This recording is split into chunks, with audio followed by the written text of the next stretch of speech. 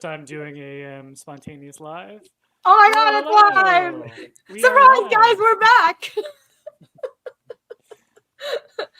So we have some good news. We have some great news. We have some great news at its most Murphy's Law finest. We literally signed off from our live stream. We were all very sad, expressing all our tears about how Chef Shane was not able to join us because of a possible emergency. And then ping, he was here and he was like, I'm ready to go. And I was like, so we're back. We're here and we're bringing on our guest of honor, who I know everyone was so excited to see. So hopefully some of you are still around. And we will not waste any time. Chef Shane Chartrand of the Enoch Cree Nation is the forefront of Indigenous cuisine in North America. He was raised in Central Alberta, where his family taught him the values of fishing, hunting, and outdoors, and he started his culinary personal journey from there. He relocated to Edmonton and pursued culinary training at NAIT, where he graduated and received his Red Seal, as well as later receiving an Honorary Degree, Award of Excellence for his outside academic accolades. He has won many competition awards, trophies, and medals for his culinary competitions. He has written an award-winning book, Tawau, Progressive Indigenous Cuisine. He has run many hotels, restaurants, and resorts, even his own SC restaurant in Enoch, Alberta. He also has competed in Top Chef Canada, Iron Chef Canada, Chopped Canada, Fridge Wars, and Wall of Chefs. If you guys are Food Network junkie like me, you know what all of those are. And has been a part of Red Chef Revival documentary in APTN's Michif County. Shane has been all over the globe doing keynote Indigenous food talks and food demonstrations, Vancouver to New York City and Cairo to Sharm el-Sheikh. There's a lot of Today, I realized I should have learned how to pronounce a lot of these names before bringing it on. So, Chef Shane, I'm going to apologize in advance if I butchered any of the Indigenous pronunciations. And that's actually going to be a good topic of conversation today. And so let's all welcome to the stage, Chef Shane. Thank you. Thanks for joining us. Yeah, thank you. Thank you. Mia Kisaka, Enoch. It's a good day today. Yeah, it is a good day because we got you here at long last. It all came together. Yeah, I'm not gonna lie, Chef. I think I literally saw you like landing on a plane. I think this morning on Instagram. Yeah, yes, you did. And I was worried. Like I was like, oh my God, what if something horrible happens on the plane? And I was like, he's traveling, the weather, and I was like, keeping track of everything that was going on today. So you're everywhere. Where were you flying to? Well, where did you fly to? So this is what happened in the past few weeks. I'm supposed to be with you. I'm supposed to be doing, what was I supposed else? I was supposed to be somewhere else.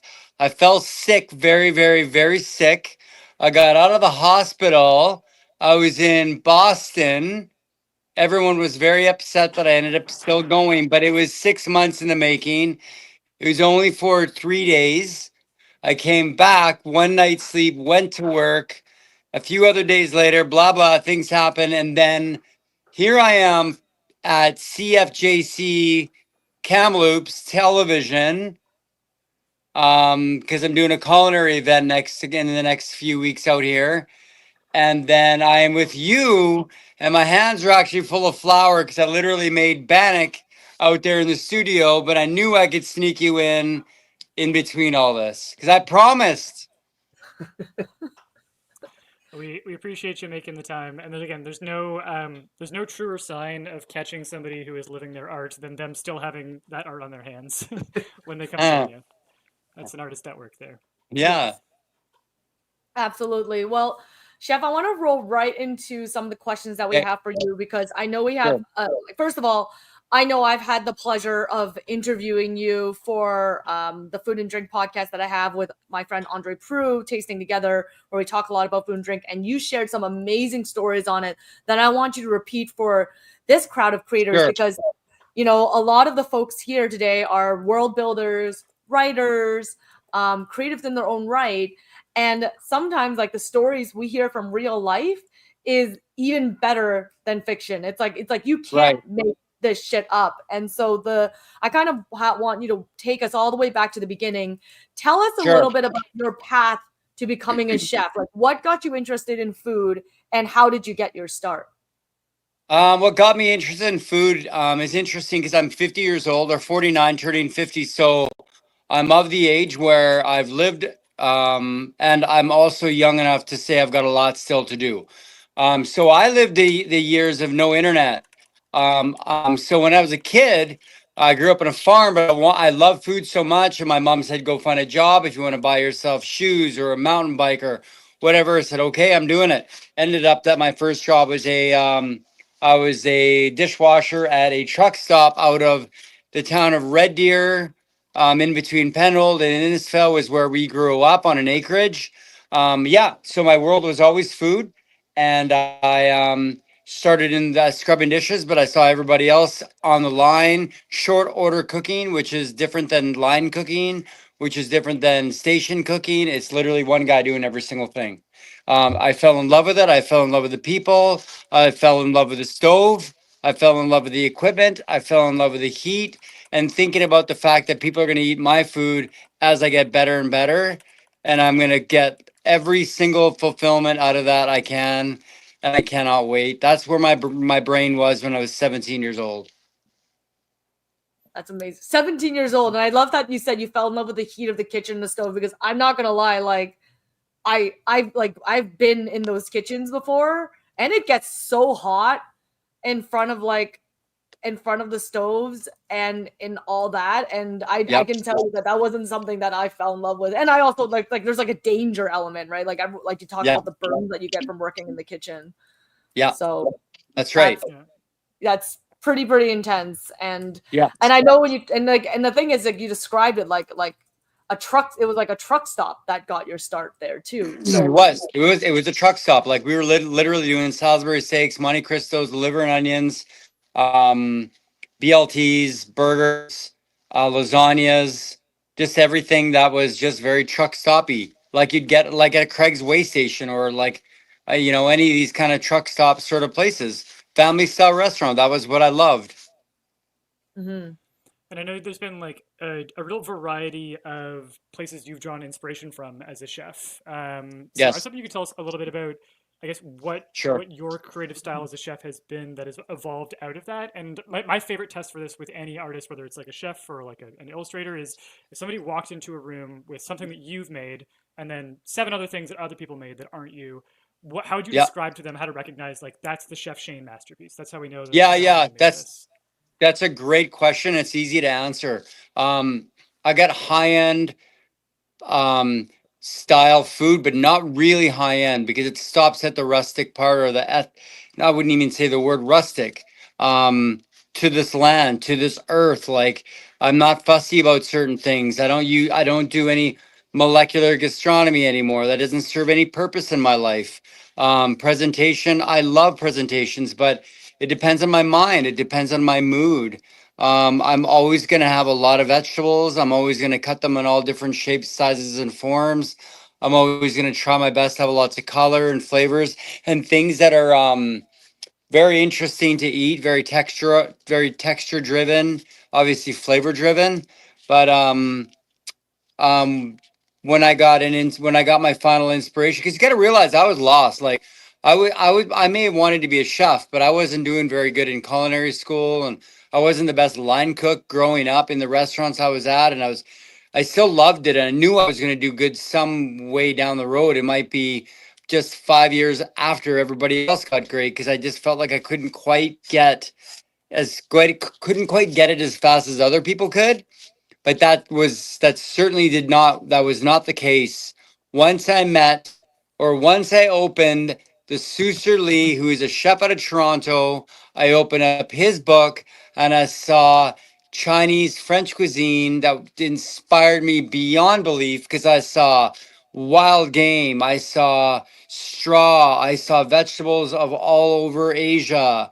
I saw talons and beaks and barbecue and wild game and deer meat. It was just unbelievable.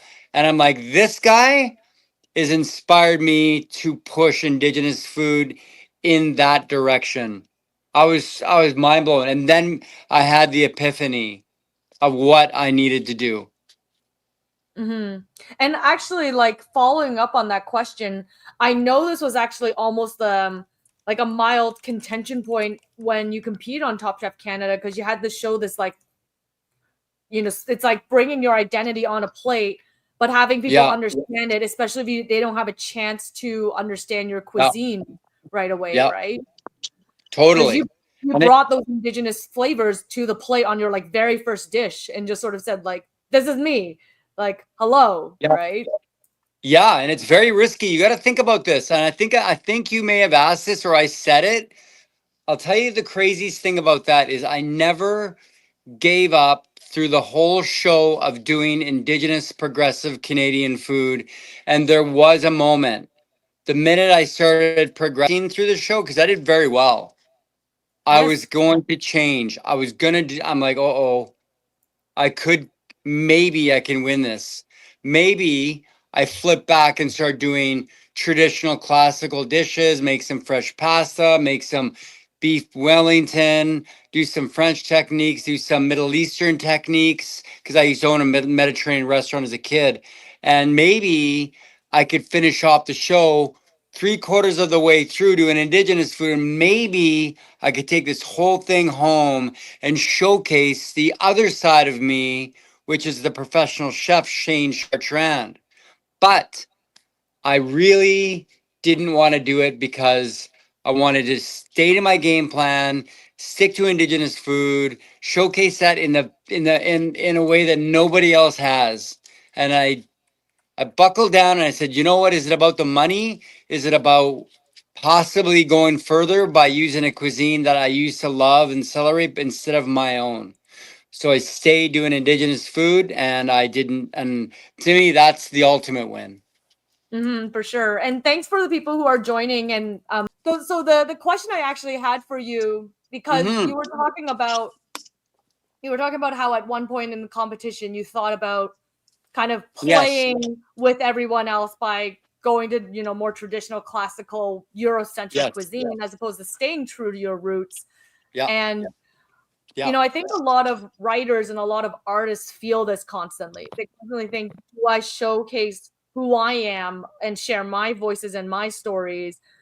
Or do I do what everyone else is doing so that I can fit in and try and move up?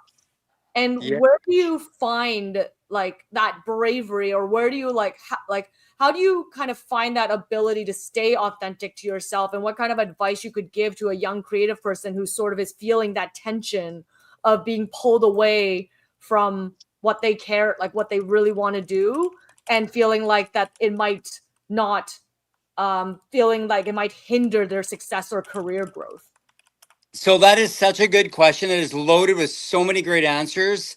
So so let's say you're not my age. Let's say you got on the show and you're 25 years old, but you're able to get on it and you're just starting your career. You're that young firecracker everybody's looking at. You're not the 50-year-old, 49-year-old Shane who's already done all these things. And you know what? Maybe he's done great. So it would be nice to maybe see some new fresh blood, new fresh faces. Maybe that's just all in my mind. Maybe that's what I'm thinking. But, anyways, the thing is, you have a 26-year-old kid, he's got nothing to lose. So, yes, if you're Indigenous and you want to try out to do Indigenous culinary arts on a show on a platform like that, or anything at all when it comes to menu writing or whatever, honestly suggest Tapui. I think I said this word to you before, means Cree. It's a Cree word for truth, which means be true to you. Just because you're Indigenous does not necessarily mean you need to do Indigenous food. You don't need to do anything. If you find if your Italian food is mind blowing and that's what you are, but you're Indigenous, that's fine too. The reason why I did what I did is because I know at my age I'm the guy that gets to see all these people who are 26 struggling, who have no mentors, and that's Indigenous and non-Indigenous. They don't get to, no one's pushing them. So how do I get to be that guy? How do I get to be on TV? How do I get, how? They're lost. So for me to be able to stick to what I wanted to do is prove so many points. One of them would be showcasing to Canada what Indigenous food is and why it should be mindful and why it should be considered Canada's food. Two, to give those kids out there some feeling of I can do what he's doing. He just said he's from a small town, just like me. He's Indigenous, just like me, he or she. And I want to do what he's doing. If he can do it, I think I can do it. Right? So that's another point. So and then furthermore, okay, now am I thinking money? Now let's just say I pivoted, and it doesn't mean that I'm going to win the show. It just means I can do those kind of dishes a little easier. If you guys want to eat ravioli, I make the best ravioli stuffed with whatever truffle oil, Parmesan, Reggiano, finished with this, whatever, blah, blah, blah. Yes, you guys will understand that. Versus if I do moose nose soup, I don't think that's going to be a winner, but it's a choice I made. And that choice has to resonate. So to me, that was my win. My win is to educate Canada, inspire some kids, make them feel like they can do the same thing. And at the end of the day, prove to myself that what I did was enough. Yeah. So many answers to that question. Yeah, for sure. Well, I want to pinpoint the talk about your showcase of Indigenous food, because one of the things we we talked about before was the concept of colonized food versus Indigenous food. And how do you find that those differences extend to not just what you're presenting on the table, but how food is grown, prepared, or how we present food to the public? Yeah, well, there's a lot of great answers to that one too. I mean, look at the amount of waste that we have when it comes to making fine dine food. All the peeling, all the cutting, all the perfecting, all this stuff is not Indigenous cooking. It's fun doing that high end, very intricate work, and I like doing that too. This is a very small answer to more answers I'm going to give you. Peeling carrots. Why are we peeling all our vegetables when there's so many vitamins that are involved in those peelings? Why do we not let things become a little more natural? Why do we not slow down and look at the idea of culinary arts and the idea of cooking and getting trained is so things are cooked evenly. Like that's why you do Brunoise carrots, Brunoise julienne carrots or potatoes. So you professionally know how to make food delicious in the way it's supposed to taste. Is that right or wrong though? So when you think about the non-indigenous world being French, the French upbringing of what the culinary brigade looks like, the introduction of breakdowns and all that stuff in regards to organizing food, the fork and knife, getting dressed up, going out, and all that kind of stuff. All of this is part of culinary arts. But if you really dig it and go all the way back, all our food started by open fire. I'm pretty sure every culture in the world must have started with an open fire, somehow, some way. And you think about that as in the indigenous world. The reason why that's something is because I don't want to get negative, but I do have to say we have lost a lot of things. We've lost our long hair. We're getting it back now. Remember the days it was cut off. We lost our language. We lost our heritage. We lost our art. We lost our singing. We lost our dancing. We lost our earrings. We lost our clothing. You name it. We lost food too. So after you lose everything, how are we going to get all those information bundles back? So the idea of what I do in my life is travel to places like Kamloops, talk to the indigenous people. I go to Chicago, I go to LA, I go to Northwest Territories, I go to the Yukon, you name it. And I get all these information bundles of the indigenous people, and I ask permission to envelope it into my culinary arts with stories, with spirit, because indigenous food has to come along with spirit. So when you think about colonized food, how fun is it to you versus when you're eating food from India, let's say southern or northern, when you're eating with your hands, Japanese culture, eating with your hands, other cultures, Mediterranean, eating with your hands. The indigenous people do the same thing. So colonized food, non-colonized, you got to know both before you can actually answer those questions. And we lost so much that I feel it's really imperative that I follow this path to the day I expire to constantly give back our culinary arts. Indigenous culinary arts. I actually sincerely hope that everyone who's watching the live today and the replay really gets a chance to absorb a lot of these stories that you're telling, just describing what Indigenous folks go through and what you have gained, what you have lost. Because I think the biggest things that a lot of writers and creatives do in their world building is that they're also always trying to, like, I think a lot of people don't know how to write these stories, especially if, let's say, like, I'm not, like, I'm Yeah. BIPOC and I can talk about the Asian experience, but I can't talk Yeah. about the Indigenous experience. So even just the stuff that you're sharing right now is super important. And you brought up this thing about language, and like, do you feel like it's like when we talk about Indigenous food, because we do it in English, does speaking in this colonized language filter our understanding of its food and culture versus talking about the original language, like the original language of where it comes from? Because I can say that as an Asian person, when I'm trying to talk about Chinese food or talk about Chinese traditions, it's very different if I say, "Oh, I'm giving you a red pocket," versus saying like, "I'm giving you lychee." And I know sometimes I alternate between using like the English name for something versus like the phoneticized version of something, to even just writing it in the characters and based on how I want to communicate that out to someone. Yes. This is true. So like here's something. There's so many small bundles of information I can give you that people don't understand that our culture does believe in. And it depends on the tribe and the people you're talking to. The Blackfoot believe differently than the Cree believe differently than the Stony believe differently than the Métis.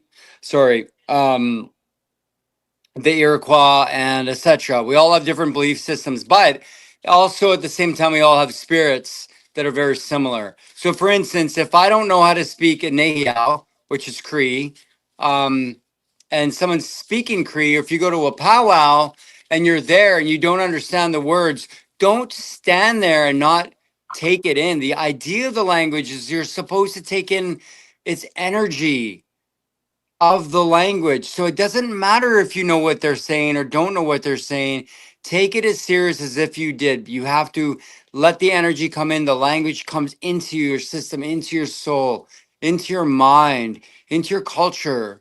And these are the things that we believe in. And that's what makes us strong people, is there's nothing in our world that we consider negative. Did you know that we don't actually have a word for goodbye? Did you know this fact? It's because we don't believe in goodbye.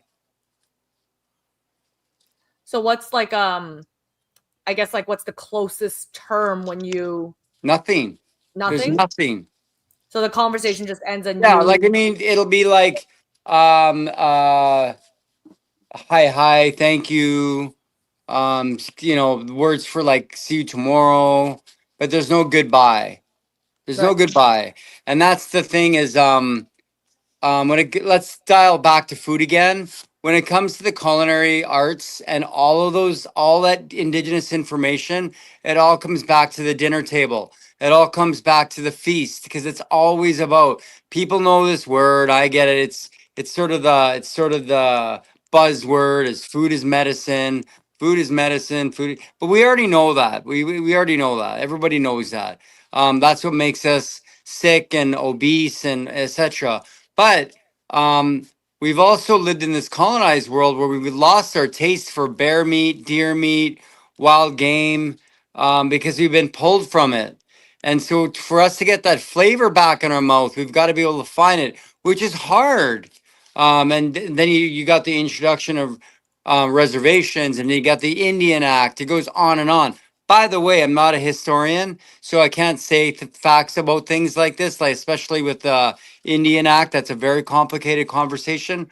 But just food alone, I'm a master of understanding. I have been studying Indigenous culinary arts for a good 15 years. I have also have the luxury of traveling so much, whereas you guys know, most restaurateurs have to stay in their kitchen, have to stay behind the stove, have to worry about labor, food costs, payroll, blah, blah. I chose not that path. I did it. I own my own restaurants too, but I don't anymore because I believe that my life is to consistently find more indigenous food that is old, that gets where I get to play with it in my artistry, in my artistic way, and then I reintroduce it in my own humble way to showcase Canadian Indigenous food. I know I went on a rant.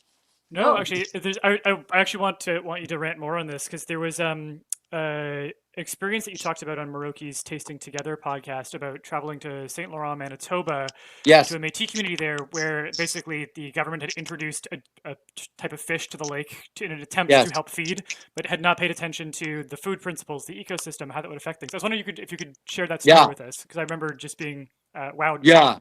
Well, no. So the Métis Nation does take care of everything, but because of the conditions of where they were living, they were running out of fish. So the government decided to put carp into the lake so the Indigenous people could survive. Carp in a lake where a carp shouldn't even be. So they don't know how to cook it. They know how to catch it. But to us, it would be the sucker fish of fish. They just throw it away because they've never been shown how to cook it. They don't know. It's one of those kind of fish that's got big giant scales. It's impossible to scale. The amount of work you got to do to get a little bit of meat out of each carp is so minuscule and small that you can't blame them if they're not trained how to cook and cut up and harvest carp. And here they are stuck with fish that they don't know how to cook. So yeah, I went out there and in trade, I taught them how to cook carp.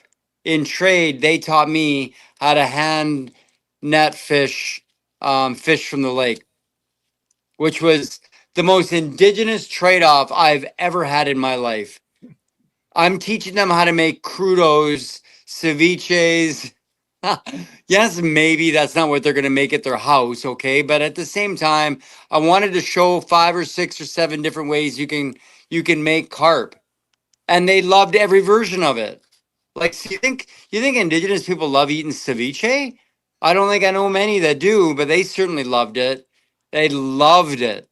I mean, in some weird way, it's almost like you're teaching them the indigenous traditions of another people. Yeah, Because like this is like what a lot of Mexican or anyone in Central America would eat. exactly. So it's like And a trait of indigenous from different areas of the world. right. So actually, you nailed it on that one too. So I wasn't doing Indigenous food, ceviche, carpaccio, you name it, crudos are not Indigenous, but that's Chef Shane Chartrand, not Chef Shane, the Indigenous Chef Chartrand. That's me showing them different versions and varieties. We poached it, we grilled it, we cevicheed it, we stuffed it. What else did we do? So you're right. Because of my culinary training, I get to be Shane Chartrand, the chef, showing them different versions. Does that make sense? Like it was such an exciting opportunity to use my culinary training to the Métis people. And you're right, yeah, different cultures of ways to make it and they were so grateful. Yeah, well, we have Alina here, and they said that it was an amazing trade. And Alina is an Indigenous comic creator, actually. So if anyone has an understanding of Indigenous culture and background and believes it's a beautiful trade, it's them. So thanks, Alina, for sharing that. And I like what you brought up about like introduction of different things, because this is actually like what I experienced a little bit when I was traveling to Cuba and I was on the resorts. Yeah. And watching tourists eat salmon being prepared. And I remember on this trip, I was thinking to myself, I was like, I do not think salmon is a local fish of Cuba. And it wasn't. They were flying it in and they were catering to a tourist palate. And I thought to myself, like, this, like, no, you should be serving your local food, especially given Cuba's economy as well, where bringing in imported food is so difficult for them. Yeah.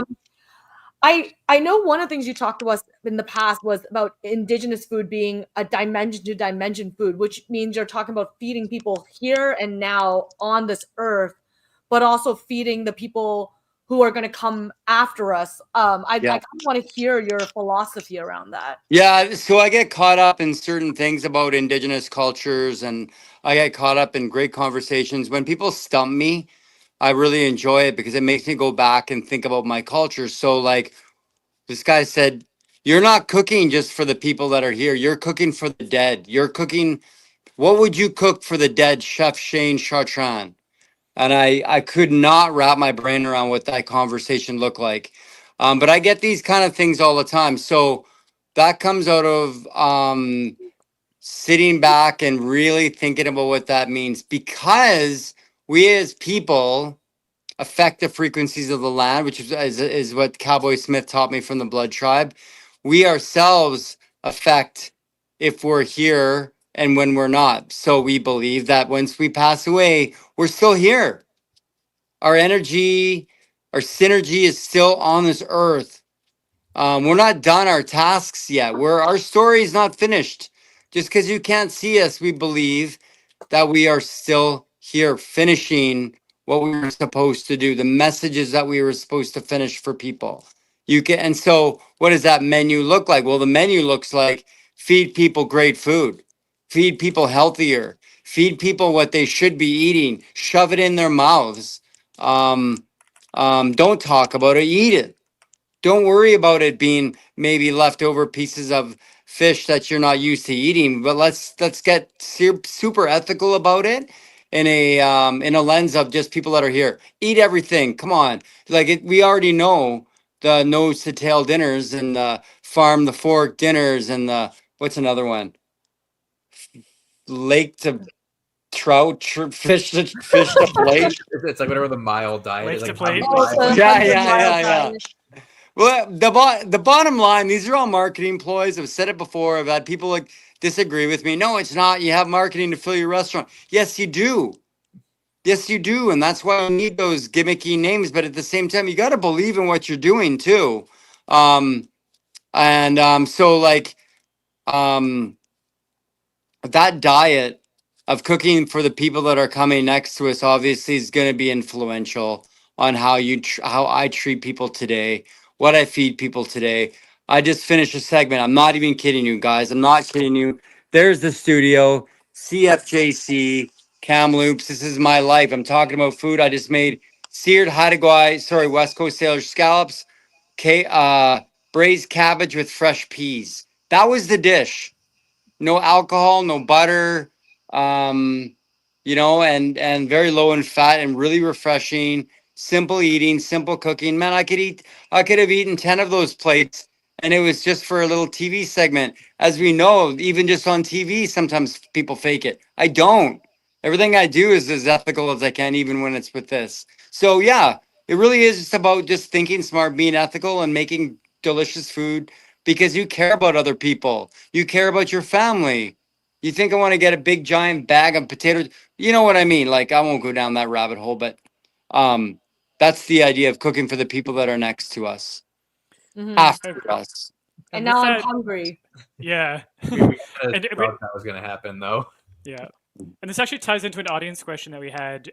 So you mentioned your big focus on ethical ingredients and good ingredients. What are some of the places that you source the ingredients for your dishes from? This is a question from Keep the Momentum. Sure. I get my food through, I used to get it through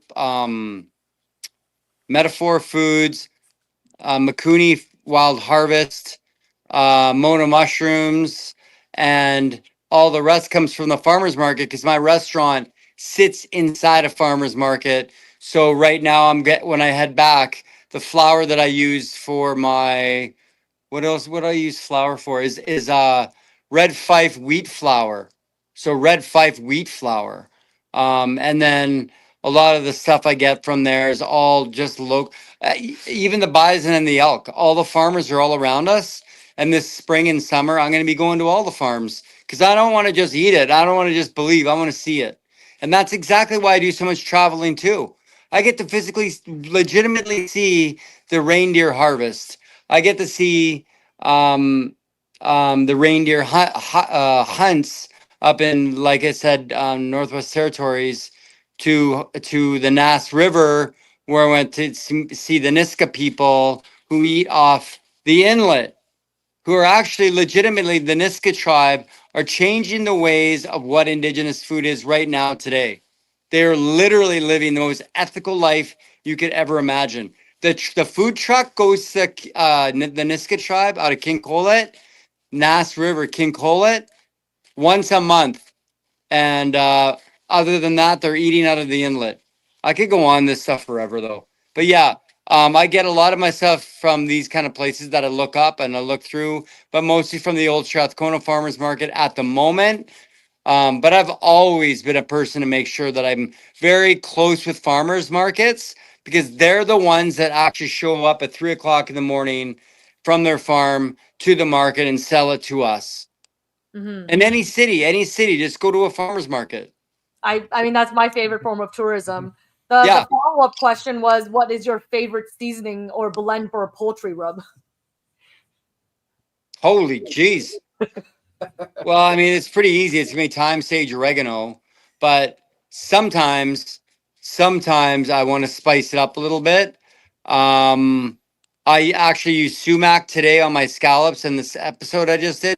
Sumac's quite nice, but then sometimes it just depends on myself. Sometimes I'll even use ingredients that are non-indigenous, like hot dried peppers, paprika.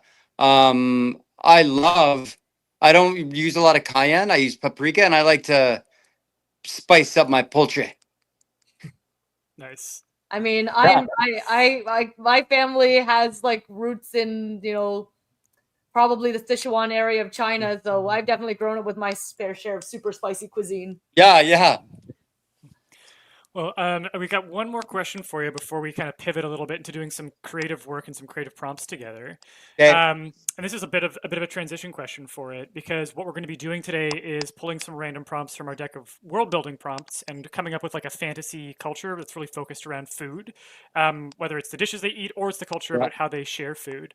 So I was hoping you could tell us a little bit about if you were being asked to consult on a movie, like a science fiction or fantasy movie, and they wanted to do a food culture inspired by elements from one or more indigenous food cultures. What do you think they would absolutely have to get right? Like, what are the things that you know you need to see there to ensure that they get it right?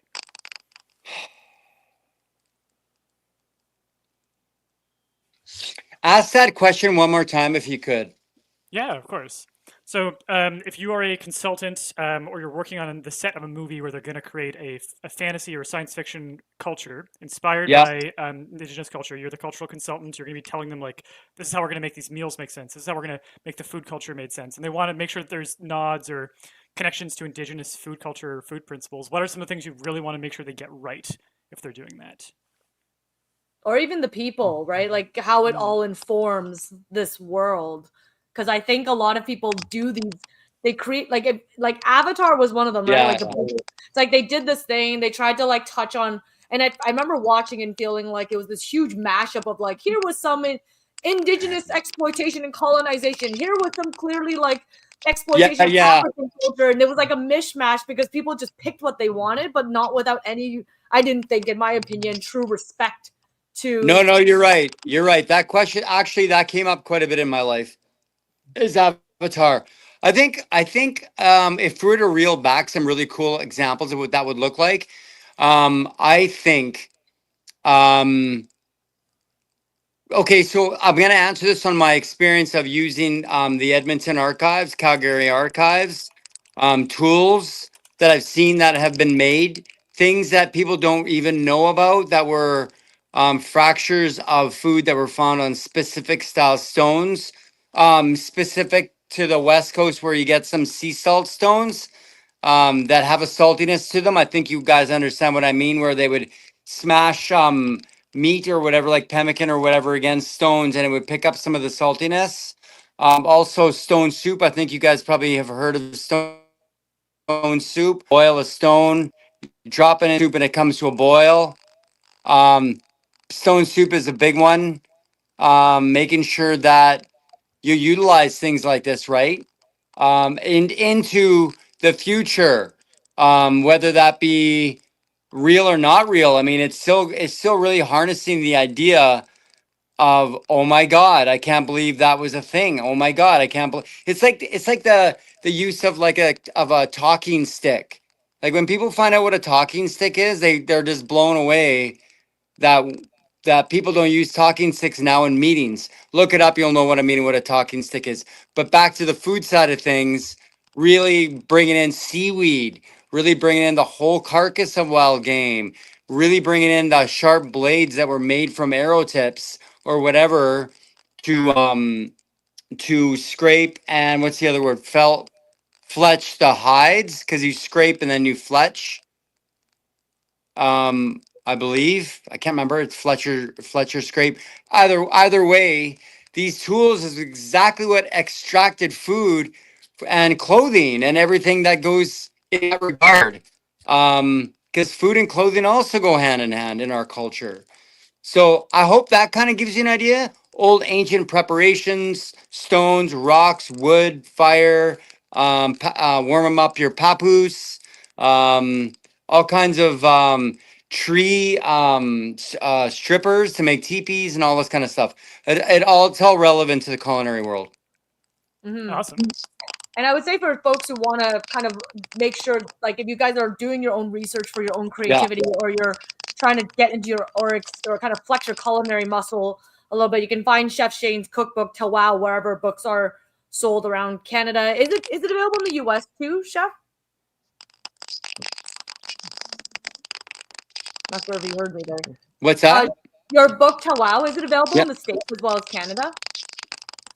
It's available. It's in the U.S. now. Yes. Okay, amazing. Yeah, because I know that that's a book like I want to get my hands on. I'm not like I'm famously known for not cooking very much at home, but I think it's nice that you create this book because it's allowing a gateway to folks who are curious about learning more and learning about Indigenous cuisine in a respectful way, and you're kind of giving them access to it too, which I think sometimes is really hard. I think there's like I know in in the spirit of reconciliation, I think sometimes people feel a little bit intimidated on how they can participate and learn about Indigenous cuisine and Indigenous people.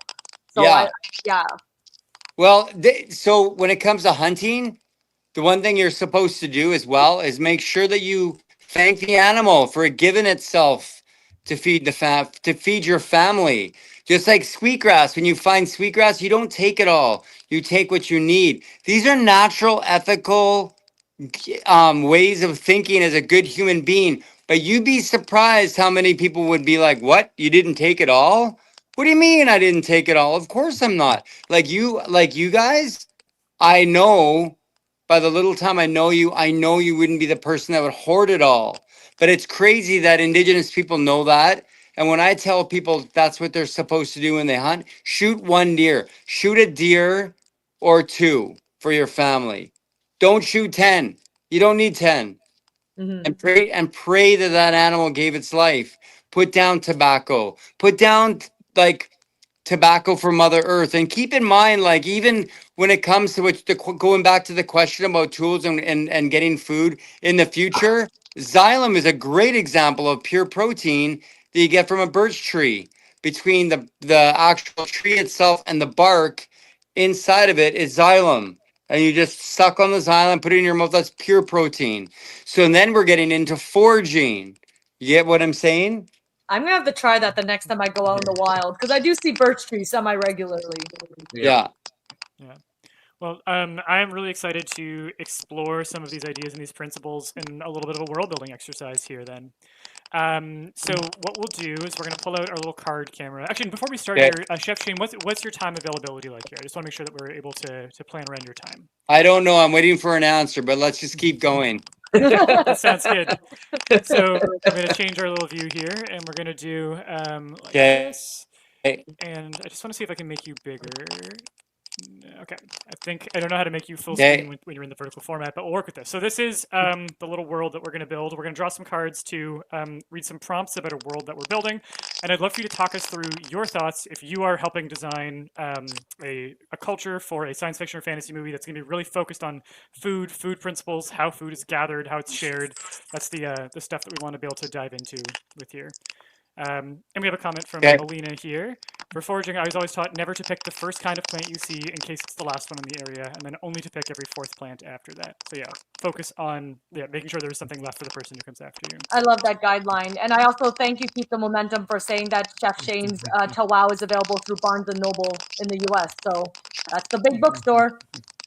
The one that's left. the bookstore that's left. Don't pick the first Barnes & Noble, you see. Pick the fourth one, you see. Yeah, the fourth Barnes & Noble.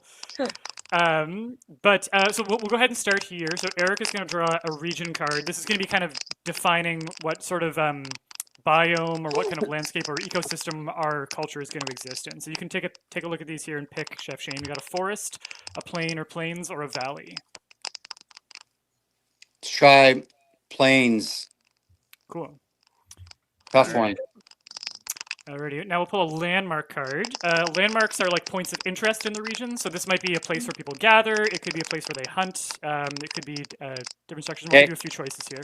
So to our plains, we can add a camp, a lake, a trail, or a settlement, or we can add 2 of these things if we want. A lake. Cool. Awesome. And so we've got a lake, we've got plains. What are the first things that are coming to your mind in terms of like what food is available or what kind of food culture might form in a space where that's available?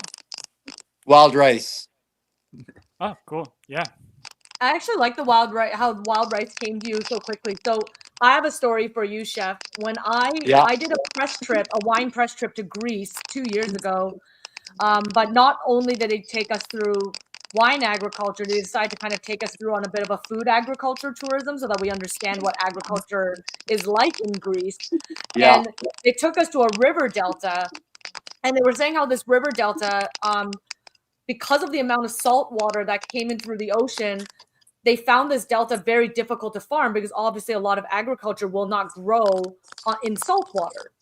But they needed a source of agriculture in order to have an industry to sell and to, obviously like fuel the economy. And they started planting rice there, and this rice actually took into these big flooded deltas. And this rice that ended up growing there was extremely unique because it was obviously taking nutrients from this incredible salt water that was there. So it's very interesting that you think about water and the lake and the plains and you thought about wild rice. Yeah. I'm excited to see what we can build on here. right. So we're going to pull a card called a namesake card. This is going to be a little piece of a nickname that we can combine with either the plains or the lake to give it like a name on our map. Okay. So what do we got here, Eric? So, for example, it could be the lake that weeps, the lake of cloth, the lake of secrets, or the golden lake, or the golden plains, the plains of secrets, the plains of cloth, or the plains that weep. I like the first one. What was it? Water? Was it the lake? Yep. The lake of Secrets, cloth that weeps, and golden. Yeah. Any one of those 4? Yeah. The lake. Say them again. Say the 4 choices. So we have golden, of secrets, of cloth. Secrets. Lake of secrets. Cool. All right. I'm excited to discover what secrets our lake holds here. So next up, we'll pull an attribute card. An origin card. An origin card gives us a point of past in the location so that we have a sense of the history of what came before. So Eric, you can pull us some prompts here.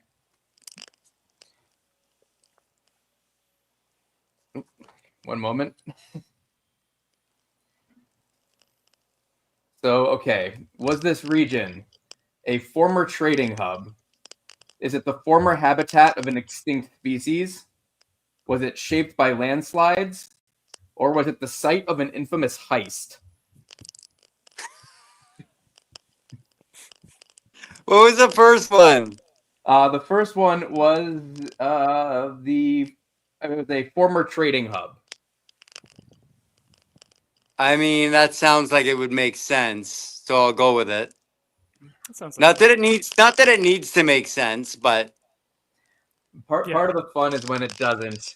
Yeah. But I think especially for food, I think it's interesting because you talked about farmers markets, and any kind of trading hub is where all that stuff is going to come together.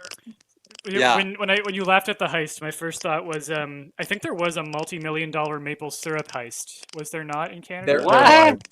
Yeah, there was a huge truck of maple syrup got heisted. Oh yeah, there was. I remember. Yes, there was. Yeah. And it was because the word there was a big story about how maple leaf was so expensive or something like that too.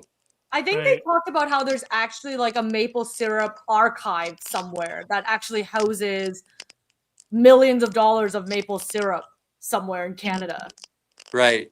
I swear that was a real story. I'm not making it up. Yeah. I can't wait to research it. Yeah. Well, and a quick question for you here. So, looking at what we have on the table, we've got a plains. On the plains, we've got the Lake of Secrets. We've got a former trading hub. Do you, when you're thinking about this, do you have any inkling of what you think the secrets in the Lake of Secrets might be? Does anything like come to mind when you're imagining what could exist in this world and in the Lake of What? Secrets? Okay, the Lake of Secrets can consist of. Are we? So any answer is good for this? No. Any answer's Any good. No answer's wrong good. answers. Yeah. So Basically, made up answers, real answers like cattails or fish that are whatever. Yeah. Can these be like These cattails can is a be. good answer. we're Cattail's a good building a answer. world. This is you getting a chance to make your own movie, and the movie could be grounded in like a more realistic context, or it could be Okay. fantastical. Yeah. We got no budget to work with here. So, by which I mean there's no Okay. budget limit. So you can go Okay. CGI if the Lake of Secrets is a magical dragon at the bottom, and we have to get No, the CGI I people got building it. So the Lake of Secrets is where an indigenous group of people arrived from called the Beaver Bones. And the Beaver Bones came from, well, obviously there's beavers in this lake, which created these people that are kind of small, short, very strange because they enter other cities. They go to cities and towns and they take whatever they can to survive, even though that's not what they're native to. The beaver bones, it's kind of like cheating, like they're not living off the land as they're supposed to be doing. The beaver bones raid small towns. They come out of the lake and they go and grab things that they shouldn't, like potato chips and clothes, and they're like little thieves that come out of this lake, and they eventually go back where the Enoch, which is or the indigenous word for beaver, are the actual real elders of that lake, and they're the ones they fight with because the elders of the lake want them to follow the beaver law of the beaver bones people that live in this lake. There Oh, you hell go. yeah. Now that's what I call world building. That's what I call world building right there. It Off the actually, dome. it's Ah, you're talking about like thieving, like beavers with theme. I almost imagine that there's an element where it's like they also thieve from other cities because they need to remind them that they still exist, and they don't like it's like they feel like that people aren't paying respect to the elders anymore. So you almost need yes, to like trick them, yeah, remind them, yeah. because I remember this was actually with one of my indigenous friends. I had misplaced a bracelet that I valued a lot, and I was surprised that I misplaced the bracelet because I kept saying to everyone, because I'm very like organized, and I I Yeah. think I'm getting a lot of sound. Oh, so I'm very organized, and I was like, how could I lose this bracelet? I keep it in the same drawer every single time. This does not make sense to me. Like, I do not understand how I misplaced it. And I couldn't find it for weeks, and I was sharing with my friends, and my friend goes, well, have you paid tribute to the little people recently? And I said, Oh, what? I said, what are you talking about? She's like, have you paid tribute to the little people? And I was like, yeah, I yeah, do little not people. understand what you're telling me. And she's like, if you haven't been paying tribute to like the earth and the spirits, and you've been taking, they remind you by stealing something from you. So they're like, go pay tribute to the little people, Maroke. He's like, go to the woods. They love Skittles. They love Skittles and M&Ms. And they said they like shiny things. You can bring bottle caps. You can bring dimes. And I was like, you want me to go into the forest and litter? Like, that's what I was saying, right? I was like, they were like, no, Maroke, go do this. So here am I. I go to a gas station. I pick up some Skittles. I pick up some dimes. I think I go to a local conservation area, and I'm walking into the woods, like off the step, and I'm like looking around, thinking like, oh my God, I hope no ranger comes by and thinks like I'm just literally littering on this ground. I'm putting Yeah. Skittles on the ground. I'm throwing dimes on the ground, saying, hey, little people, my friend told me I need to come and pay tribute to you. I would love to see my bracelet, please. So here's my respect. I'm sorry I've not been paying attention to the energy exchange in the world. I kid you not, I found my bracelet the next day. Sure. Kid you not, I found my bracelet the next day. So Yeah. whatever my friend told me, whatever my skepticism was, there it was. So the little beaver people sort of is reminding me of this story. Yeah. Yeah. Well, the beaver bones, let's say, because I'm making up this world, I'm full of tattoos. They are too, and their energy comes from their tattoos. They're dark, they're small, they're nuisances. But the crazy thing is, all the big city people or the town people know about the beaver bones. And they just say, when you go to New York City and there's rats and they just leave the rats alone, leave the mice alone. Don't play with them. Don't mess with them. Let them be. They're sort of the same way. They're in back alleys. They're in garbage bins. They're in area places they shouldn't be, like candy stores. They snicker. They move quickly. They're kind of odd and weird, but they stand right up. They think they don't, but leave them alone. Let them do their thing, and then they do it once a month, and then they'll go away, and they'll leave us alone for another month. They don't do any. The minute you start messing with them is the minute. So actually, the little people, I'll answer. There is in Banff an area. Do you guys know of the? You know when you go to Banff, there's a hotel right there, the one that's really high up. Yeah. The Not. it's by the You know waterfall, the one. right? Like it's No. When you come in from Calgary, it's going to be on your right hand side. You go left to get to Banff, but there's a little hotel right there on a hill. I'm trying to remember. It's been several years. I since remember seeing it at night, and it's Yeah, it's got yeah. a big sign. It's got a big sign on the cliff. Anyway, they have villages made with little doors on the trees so the little people can go back into the trees. Oh, beautiful. But for real. Yeah. Well, I'm gonna point out one thing really fun here. So we actually have a cue that we wrote for World Building about having culturally specific tattoos. So Eric pulled that out and added it to the world just because you've already named it. And Yeah. I'm gonna call an audible here. This is Maroki. This is not on the Story Engine budget. This is Peter budget. Alina, if you're still in the chat, can you please do an illustration, just a sketch illustration? I'll commission it as Peter of a beaver bones person. So we've got little person tattoos. Any other features that need to make it into the illustration? Yeah. They wear like tattered like long jackets with spiky hair, like little cartoon beaver bone people, dark skin, they're scarred up, they're beat up. Almost like their skin's more green than it is anything else, but it's not green. It's like greenish blue. Cool. I don't know. I'm just making it up. That's great. Alina says that sounds great. They're working on the illustration, and if you Alina can draw really fast, there's a chance we'll get it during this live stream. If not, we'll be sure to share it after the fact. But yeah, We're gonna create this world. We're manifesting this world. Yeah. Awesome. Okay, so then we've got an attribute card there, so we can draw I'm gonna another add one. another one. Oh, Okay, we'll add apparently another one. Eric's going rogue. Okay. Well, we already had one, but I know that one emerged organically. You can always have more. So, is this area? Do the people there have a regional dialect? Are the people here known for their healing properties? Is there a massive bird colony, or is this place famous for a local delicacy? Local delicacy, I guess. Cool. Sick. Any idea for what that might be, or do you want to wait and we can decide that later? Because we can pull some actual ingredient cards if you want to be able to like plan a dish with different ingredients. Okay, I don't know if this is getting out there. Okay, so one time I was in Vancouver, and this girl from Ontario gave me a bag of braised beaver meat in a bag, and I ate the whole fucking bag. Sorry. And I'm just thinking to myself, I just ate a whole damn beaver. Maybe that's what they eat. Oh my god. That's horrible. I know they eat themselves. Like no, because they're beaver bones. They're like but they eat beavers. It's almost like they're eating their like. They eat their own species. That's their delicacy. That's gross. Oh, that got morbid. Yeah, I got morbid. Interesting. I don't know. That's why it's a secret.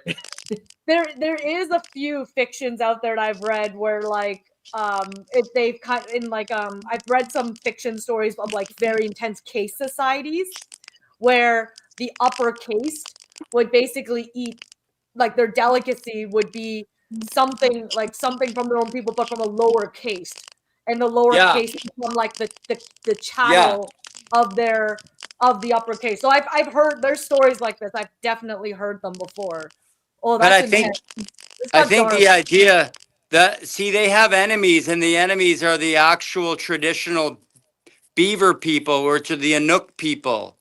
So the Enoch people are the people that are the true beaver bones, but they're not called beaver bones. The beaver bones, a nuisance.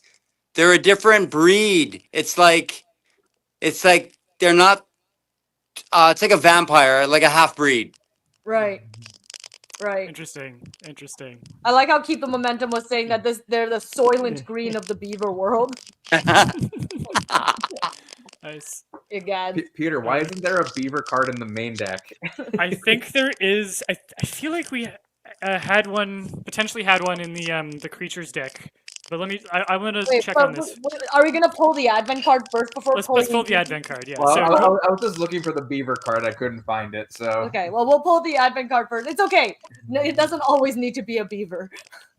So the advent card is a card about something that's about to happen to this world. So it's something that's yet to come or about to come. So this case, we have either mass evictions are underway of a social class, a community, or political affiliation, or the land is rapidly flooding, affecting crops, housing, or wildlife. Yeah, I like that one. And how would you see that affecting either the original beaver bones or the corrupted ones? Okay, so they've been warned, but the beaver bones have been warned by the Enoch people. If you keep this up, we will flood. We will flood this world, and the Enoch people will become strong again and overtake you all to teach you to lose you. You've already made too many mistakes, and you know we can beat you. But they act like they're stronger. They act like they can overtake, but they really truly can't. They really can't beat the true beaver bones people who are the Enoch people, which was their indigenous name from the beginning. By the way, that I think that the word for beaver in Cree is Enoch or something like this. So I'm screwing it up, but let's leave it at that. But that's what's gonna happen. That's why the flood will happen. Cool. I'm interested to know. Do you think if you were going to give notes to like a script writer to start writing a script of this out, do you think our main character is someone from the original Beaver Bones people from the Enoch, or do you think he's someone from the people who have lost their way? No, so there's going to be one beaver bone that's sort of the leader, right, of the beaver bones, the bad ones. There's someone that's kind of the leader, but and it doesn't take anything. They're so nasty. They've been given chances upon chances, and so at the end of days, let's say, with the flooding, the Enoch would say like, "You what? It's time now for you to change. You can change who you are. Make the decision right now." And he still sticks to his guns to be nasty and a nuisance. And even though he lost and the Beaver Bones lose, they're so adamant and terrible that they just don't give up and then they die. Ooh, bleak. It's a bleak one. It's a bleak I story. mean, is it bleak though if the bad ones get like divine retribution? Yeah. There is interesting stories that are being told these days, like stories like I'm seeing more content out there that doesn't follow the Victorian storytelling where there's like the hero and then there's redemption, then there's the end. Like sometimes bad people just stay bad people and you don't need to understand Yeah, that. some people do. It's just stay bad people. Yeah, exactly. And I You think want to see the light come out. You want to see like, oh my God, you want that feeling of like, this is a great story. This is a great world. I can't believe it. Like, but they just wouldn't let up. They just were nasty, and their hearts were that black. yeah, it's true. It is interesting because I feel like there's more media, like there's more shows and stories that are beginning to challenge people about that. But if you even think about reading like the old fables, right? Like the old world fables, Yeah, they often are not as pretty. And I think maybe we've sort of in a lot of North American culture or Hollywood culture has softened those stories, right? Even if you think about like stories like Cinderella per se, and you think about like the stepsisters who weren't fitting, who were trying on the glass slipper. It's like yeah, the Cinderella version, the Disney version is like, oh, it's all comedic. They're trying on the shoe's flying through the air. But in the like original version, the stepsisters like cut off their toes to try and rub their feet in, right? Like shaved off their heel. Like it wasn't a comedic thing. These things had like real consequences, and it just showed the stakes that were yeah, involved back then. yeah. I feel like there's a bit of a Star Wars I don't know what I don't know where that my story even derived from. So maybe just a bunch of different ideas in one. Well, there's something grand and operatic about it, like Star Wars. Like Star Wars is a space opera, and I feel like there's a similar scope of story and myth at play here. Yeah. Yeah. Actually, like I love that you're pulling all these ideas together, because these are ideas that you come up with based on your experiences. I could have never come up with the story. I can tell you, like, genuinely right now, there was nowhere in my brain space that this idea could have come up. And we've done a lot of collaborative world building with a lot of different creatives, and I can say, like, I Peter, correct me if I'm wrong, like, I feel like this is a very different idea that in world that we've ever created, and I think it's uniquely coming from your experience, Shane. So I love that. Yeah. Yeah, and it's a very different story structure, like you say, than the kind of like traditional Western like 3-act thing. There's a grander sense of like myth and cycle to this, which I think is really interesting as a story structure. Yeah, and I think that also teaches us culture, like how we need to think about stories culturally, right? Yeah, absolutely. And speaking of stories and culture here, I'm going to have us pull one extra card, a little bonus card here. This is a card from an expansion of ours called the Culture Keyholes expansion. It features little small questions that are designed to unlock bigger truths about either your world or the people who live in your world. And I want to understand a little bit more, and you can decide if this applies to either the original beaver bones or the corrupted ones. But we're going to pull a card here. There'll be I think we've lost Chef Shane. We totally lost him for a second. Totally disconnected. After space opera, it's like that's it. That's my manifesto. Yeah. It like got sucked into a vortex. I'm assuming we'll get him back when the connection reestablishes. Yeah. But you can maybe finish explaining the culture keyholes. I keep looking on my phone in case he texts me at any point to just say stop. Yeah. So. Yeah, we've had to do a little bit more running the tech in front of the camera instead of behind the camera than usual, because we had to pivot the stream. So there's been a little bit more scrambling this time around. So the Culture Keyholes expansion features 240 questions about particular aspects of the culture in your world, what people value, what they care about, how they organize their lives, homes, and societies. And they're small questions that are designed to unlock sort of bigger principles about your world. It might be something like, how do they say goodbye to their dead? Which is going to be like a small way to start thinking about, what's their belief about the afterlife? What's their religious system? What do their rituals and funerals look like? And so this small question lets you sort of ease your way into bigger aspects of world building. And not all of these questions relate to food culture, but I also feel like the world that Shane has built here isn't all focused on food culture either. Food culture is definitely a part of the principles by which these two groups are finding themselves at odds. But that's like a deeper philosophical difference where food is one place where that manifests, but it's these bigger questions of what it means to like. I'm glad he kind of went beyond food though too. Like I know we discussed food a lot because of the fact because of his experiences as a chef, but to be able to get this insight into his background and his culture and learning, and seeing how he can weave that into his world building, I think is like a special gift as well. Yeah. And he even said it earlier in the live stream, talking about how it's not just food. It's like clothing is a part of that, depending on what you're making clothing out of and what you're eating. It's like, it's all resources are resources, and a lot of them have more than one use. Yeah. That's very cool to see. Yeah, I'm interested to see the once we've pulled the Culture Keyholes card, the last thing that we were going to do was have Chef Shane do. It was I think we did a chopped challenge on our social media at one point where we drew a bunch of cards from the creatures deck of Lore Master's deck and the materials deck, and then you could basically pick a bunch of random ingredients and pitch a dish using them.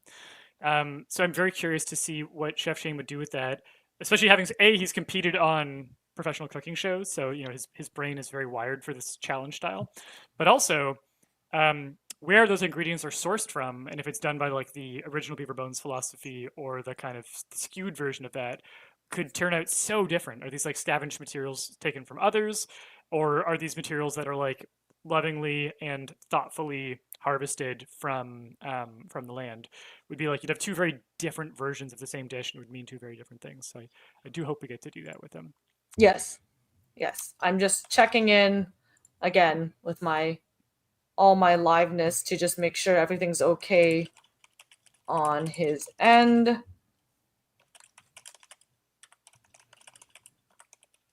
I am doing this wrong. Maybe this is the, like, for those of us who are in our like audience and experiencing this particular world and is thinking about the beaver bones and the people and if the world floods, like, I'd be interested in sort of hearing some of your visions of like where, like what, like you were talking earlier, you know, Peter, you were saying like who would, you know, is there a hero and is there a villain and how would the story manifest itself? And we were sort of just talking about how sometimes there is no heroes and sometimes it's just the villain. Sometimes this is just how the story ends. If you were a storyteller and this is how you're how you're writing a story, which might be different than how a lot of us structure our stories, how would you sort of like frame your storytelling? How would you frame your lessons and how would you set the scene for a beginning, middle, and end to build out a story of this style? That's an interesting question because I think that like my white colonial sensibilities could actually damage what Chef Shane's doing here. And this would be one of those cases where I might bring in a different like scriptwriter or editor to serve here because I don't know that my instincts and my background would serve the story as well. That or I just make sure that there's other people in the room who can, I guess, counterweight my perspective because I think the things that I'd be inclined to do would maybe pull it more towards a like 3-act structure kind of thing. And I wouldn't want a chance to like to do just a completely different style of story. I know that a lot of Indigenous storytelling looks not necessarily at arcs the same way, but sometimes as like circles or cycles. And I think that this story is a way of like, again, we have the beaver bones, we have this group that comes off of them, and then we have this return to like they get removed. We have the flood and the returning. Like that does feel like a very satisfying story when you look at it from myth structure, from story structure, from these like bigger narratives. And I don't immediately have a sense of how to like make that work in film, but that's probably because that's not my skill set, and I would want to find someone who has it. And I think like a note that I'll give to just like other white creators who are thinking about either collaborating with or working with creators who like come from different backgrounds. The more you can do to create a space where if you are like saying like here's how I think this story should go, that the other person can say no and say no in a way that's like really comfortable and that you will actually listen and hear it, I think the better the result is going to be.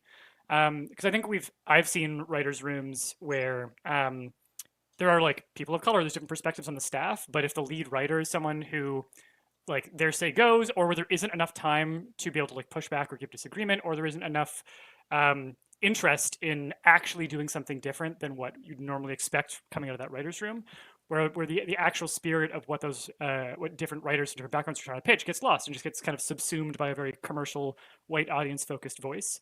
So yeah, my suggestion is I don't think I should handle this. I think you bring together other collaborators who would understand that perspective better, give them budget and support, and if there is a commercial goal of this film that needs to make sense, then you find a way to mix that voice in, but just make sure that it's not the thing controlling that conversation.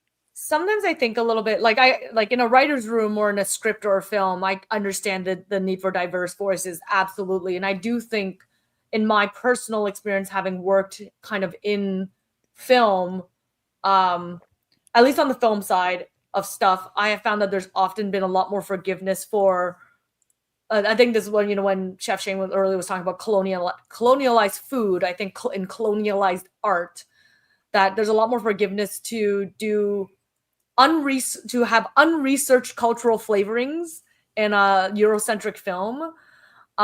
So, you know, like I said, like the avatars, or you can have, you know, like a Western film, but then you have this kind of like fetishized, like sort of Asian-esque thing over here, right? Just have flavor, but it's not necessarily correct or researched. But I find that sometimes there's a lot more criticism, a stronger, but much more critical eye when a BIPOC person creates work that might be more Eurocentric. So like it's like in the culinary world, sometimes it's the same way. If you see an Asian chef making French food, you might think, oh, they don't know how to make French food. Or you eye with much more criticism because there's already the lens of kind of stereotype or prejudice that exists. And I think it's the same way where it's like if I was writing a Eurocentric or like fantasy or something, then it's like, well, it's like, is that person's work correct? because they might not have the same experience. And obviously, as a Canadian, my experience is probably just as Eurocentric, probably even like I'm probably struggle sometimes more of, like understanding my own culture because I was born and raised in Canada for most of my entire life. So there's that. I think sometimes what I wonder a little bit, and I tried to ask this question earlier, but I think it's a hard question to answer. So I don't know if it was fully explored in its entirety, but I know one of the questions I sort of sometimes think about is we have Chef Shane who created this world himself. And it's like, can someone like yourself, Peter, myself, or Eric be able to, if we're a solo creator, if we're writing a novel, so it's hard to bring on collaborators, in the end, it's our product. How much leeway do we get to talk and bring in all the other cultures in a way that and be able to bring them in and showcase them while being respectful? Because I don't think we should also gatekeep the opportunity to write in other people. Like, I don't think as a white person, Peter, you should never have an Asian character in your books, right? Just because you somehow think you can't write about them. I know. So I have this, like, what I call Muroki's, you know how everyone kind of has like their I don't know what, but like their not manifesto, but they're like, not even masterpiece, but the kind of like life work, like the thing you might not even ever publish it, but it was like the thing you care the most about, and you probably end up never publishing it, even though you published like 6 other things in the meantime.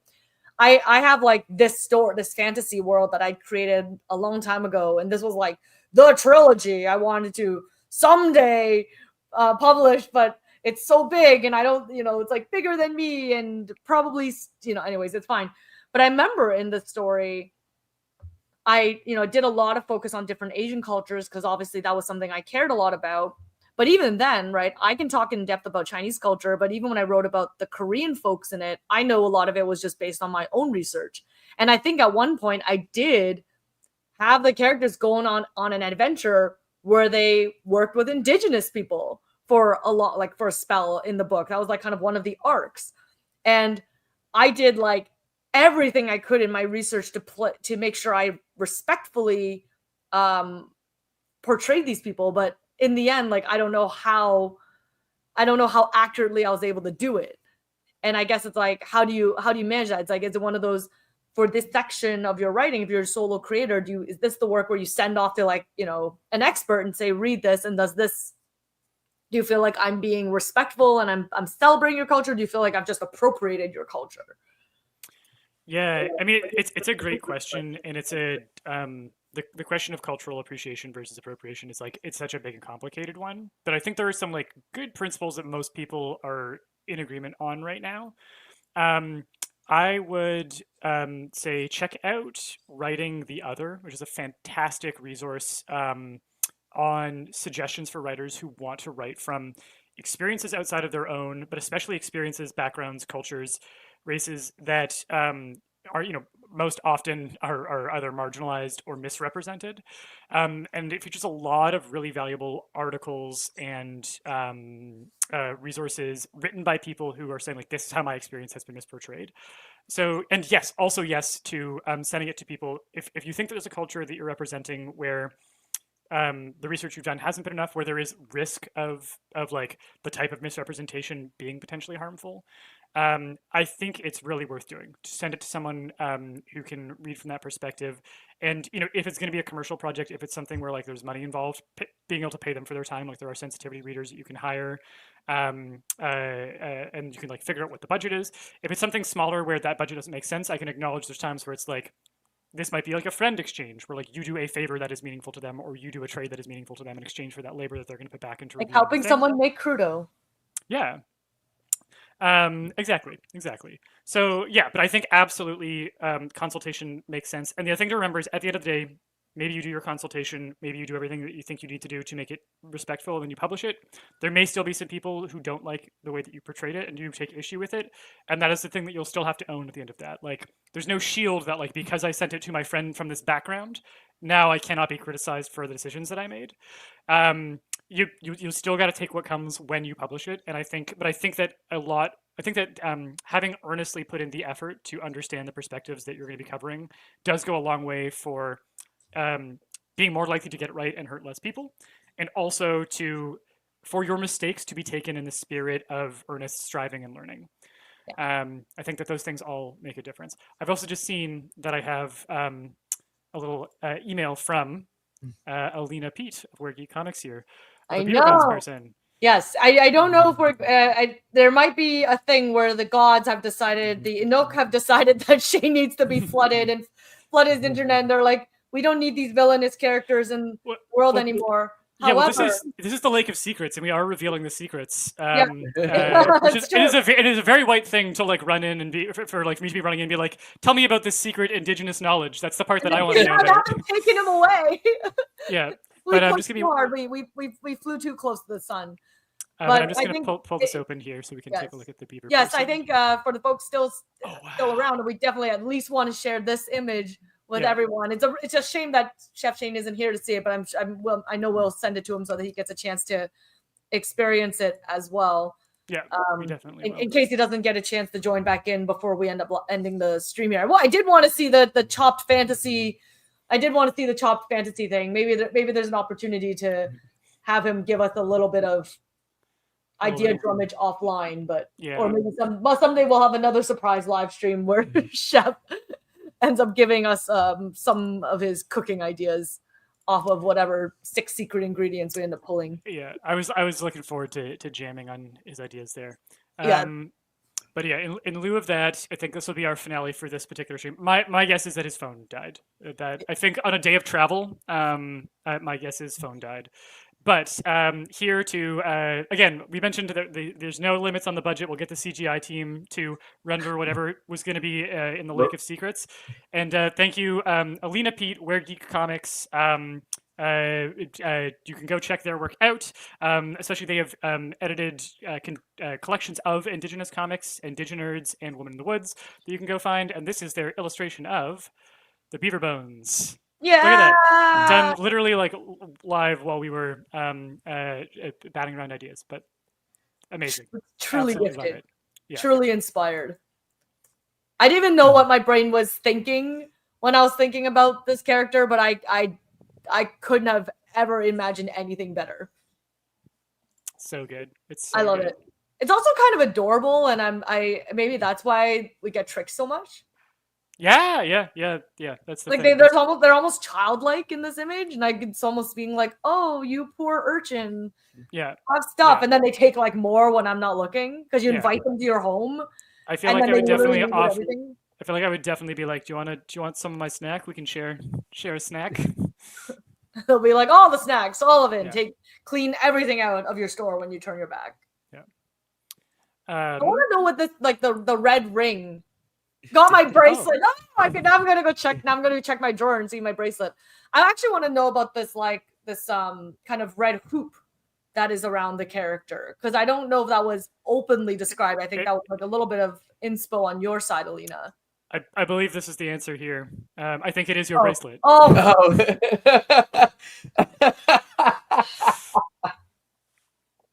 Right. My bracelet. Love it. Hey. Love it. Yep. I get it now. Mm-hmm. Yep. So good. Also, the scale changes. The person obviously is suddenly much smaller. I didn't clue in because I imagined a child-sized person. But right. Noted. Lesson learned. Will throw more Skittles into the woods. Yeah. Which may be compounding the problem in this case, but love it. Thank you everyone for joining us. This was a very different session for us because of the number of changes. I think that certainly the whatever imps or spirits or tricksters are out there in the world were certainly having a bit of fun with us today. But I'm so glad that we did have the chance to all come together to ask some questions, discuss with Chef Shane, learn about his career and his understanding of food and food culture and sharing, and then to get to see him just like off the dome pull together this incredible bit of world building, like a little bit from the cards, and the rest was just him rolling in story mode, world building mode, dreaming mode. And I'm so glad that we all got to be a part of that. So thank you for joining us. And again, you can join us for the final live stream of this run next week, Thursday, March 27th at 3 p.m. Eastern, we'll be recapping the things we learned from each of the other episodes. It's a great way to get caught up if you've missed things. We'll be sharing some of the highlights, discussing. We'll also be answering any questions that you have, and we would really love for you to join us there. Yes, and I am. I'm just taking a 2-second moment to get rid of the unfortunately it was canceled because it was canceled then uncanceled. So Yeah. on that note, yes, join us next Thursday, 3 p.m. to talk about all the things we learned. We want to hear. We really are hoping for some really great discussion with everyone because I know some of you have attended the live streams in the past, so we would love to kind of hear your feedback, hear what you've gotten away, like what you've kind of taken away from everything, and also any ideas that you have maybe been percolating and cooking since then. Yeah, it's going to be a fun jam, and we'll see you all then in 1 week's time. Until then, stay creative, keep creating, and make sure to give your offerings to the little people. Always. All right. Cheers, everybody. Bye.